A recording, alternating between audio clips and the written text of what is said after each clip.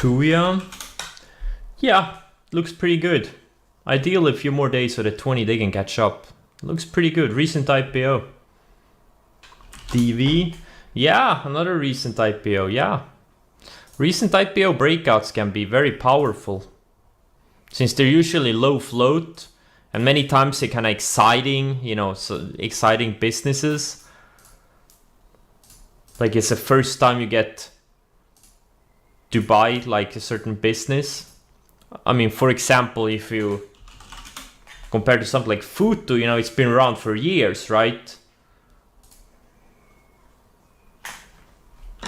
But there could be like some fund just discovers this. They're like, oh, wow, we'll love this business. I really like IPO breakouts. Sky T. Yeah, another one. Yeah, this was beautiful. Oh my god, this one here, this 21 area. Yeah, this is called the tiny account edge, man. Tiny account edge. You get all of these fast moving stocks. What's the one that broke out yesterday? AHS or something? IHT, yeah, that one. Yeah, it initially broke out here. But I think you would have gotten stopped out potentially. But there was a re-entry here on the 60-minute in the low 9s. Or maybe in the mid 8s, you know. I mean, this is a perfect looking flag. Like, it can't get more perfect than this. CCO, this thing is all over the place. It's not, no, it's not good, man. It's not good at all. It's bad. This is not a momentum stock. Very choppy, all over the place. I'm just gonna look at the moves it's made, you know, just look at the recent moves it made. Like, is this a momentum stock? Like, it's all over the place. Versus something like LEDs, right? Right? Look at this move it made. Look at how clean it was. Look at how orderly the pullback was. Look at what explosivity it had. And then it had this clean breakout out of a tight range. Then it's the same thing with this one, AHT. Look at how clean it is. Look at the move it made. Look at how big the move was. Not AHT, IHT. No, wait. Yeah, IHT. Look at how clean it was, right? And then you have this CCO. Is it clean? Look at this. It's all over the place. Up, down, up, down, up, down, up, down, up, down, up, down. Is it a clean trend? Is it surfing the 10 or the 20? It's a micro cap, so you shouldn't even be looking at the 50 on this thing. It's not good. You want to be in explosive stocks. M? Oh yeah. KSSJWM. The rest of the sector looks like shit, but M is a stronger one. It's been building higher lows for a long time. Not really type of setup I would recommend most of you to trade, but you know, these things can work, but I would stick to, you know, the explosive stocks. The ones with high previous momentum. That's where the money is. Damn it, is AMD gonna go without me? Nah. Oh, Wish, what a move. Man. So much opportunity, but when everything happens at the same time, it's not like you get one per day. No, some days you get 5 opportunities at once, and you end up missing 4 of them. Well, if you're afraid of a huge gap down, hold smaller shares. And also don't buy trashy stocks. You can buy legit companies. Yeah, the only way to protect yourself is one, not buying trash, 2, not holding into catalysts like earnings, and 3, position sizing. It's all a probabilities game. You're never gonna get certainty.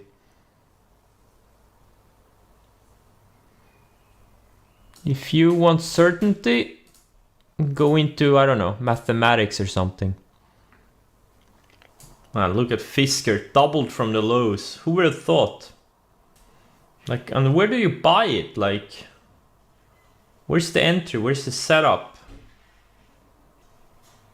These types are the hardest. Like V type of recoveries in individual stocks. There's been so many of them lately, like XBEV is another one, LI, you know, super tricky. Riven, where is it? Is it a 0 yet? No, it's not. It's oh, I mean, I have to re-enter if it sets up again, but I'm not gonna do full size, man. Ugh. Yeah, my stop was probably too narrow. I should have just used the highs of the day, and you know, we should have been more patient with smaller size. Instead, I was hyper aggressive with large size. It works sometimes, sometimes it doesn't. Dun, dun, dun. Shorting is just so much harder than going long. Like any retard can go long. It's just super simple. But shorting, it's just so much harder. So many more shakeouts and head fakes, and numbers work against you, and it's just so much harder. Do I like to buy short positions in breakdown stocks? You mean if I like to short breakdowns? Yeah, sometimes. Very rarely though. Last time I traded breakdowns was when I shorted plug on this day here. I think it was on this day here, or was it this? No, this day here. And Tesla on this day here. Those were the last. And also I remember this TTD on this day here. But yeah, they need to be very special cases for me to. I rarely do those types of trades. And bear flags and stuff like that, very rarely. Super rarely. Last time I traded breakdown was AI on this day here, but I got stopped out the same day because it had a late day rally that stopped me out. You can see it right here. I shorted somewhere here, like opening range lows, and then it had a late day rally. It stopped me out and then got declined on the declining. It got rejected on the declining 20 EMA on the 60 minute, and since then it's kind of been in a downtrend.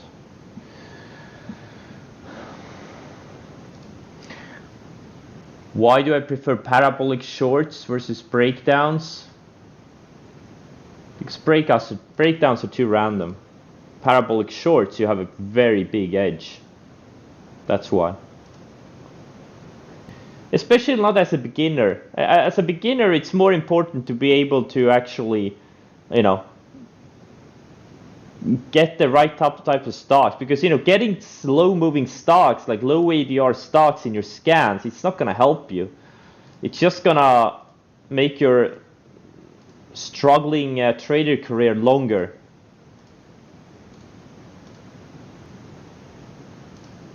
Like trading 2.2 ADR stocks with a $5,000 account or $50,000 account, even $200,000 account, it's a waste of time.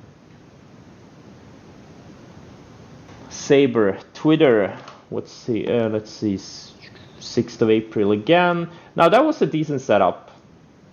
That's a good setup. And I bought it the same day. I'm gonna tell you why this is a good setup. Now it is a slow moving stock. You kind of shouldn't have traded it, but it's a good setup. Because look how nicely it was surfing the 50-day, undercut, reclaimed, and then it broke out of it. It pierced both the 50 and the 20. Look at how nicely it surfed the 50-day and reclaimed, and had this little bit of a range expansion. It's not like a 5-star setup, but I thought it was a really good setup. That's why I bought it.